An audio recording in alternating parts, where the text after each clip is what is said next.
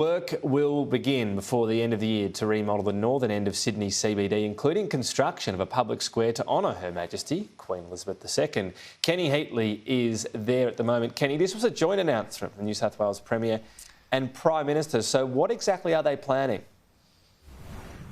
Tom, this plan to remodel this end of the city has been in place. It's been a vision for 20 years, and $119 million was set aside in the June budget for the first stage of this. But the announcement coming from the Prime Minister and the Premier this morning is that a public square here, where I'm standing at the moment, will be named after Her Majesty the Queen, and a monument will be erected in her likeness as well to pay tribute. Here's what the Prime Minister had to say earlier.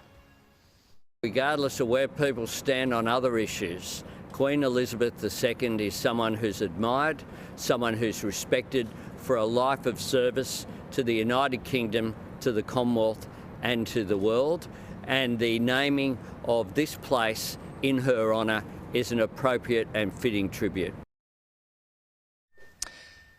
So we're at the eastern end of Macquarie Street right now. Hyde Park is just over there. Behind me is the Registrar General's building, and you can see the sandstone over here. That's going to stay, but this 60s era style darker brick, that's going to go. That's going to be knocked down, and work on that will begin by the end of the year. Then there'll be a thoroughfare, and then the public space, and there'll be restaurants, cafes and bars around here. The Premier also said that that shouldn't have been built an extension in the first place, and he's happy to see that go. Here's a bit more of what the Premier had to say.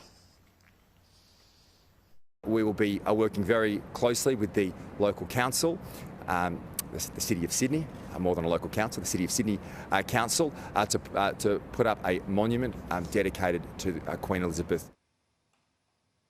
It's important, I guess, as a country, if we want to know where we're going, as a state and as a country, we need to have a great appreciation of where we've come from. And Queen Elizabeth II's service to the great people of New South Wales will now be remembered here forever. Longer-term plans also include a redevelopment of Macquarie Street itself, and also perhaps even a shell sound stage that's going to be a permanent structure there in the Domain. So this is all designed to connect Domain green spaces to the CBD. But Tom, no doubt this commemoration to Her Majesty the Queen with this monument that will be erected here in Sydney will be a touching tribute when Anthony Albanese flies to London for the funeral on Monday.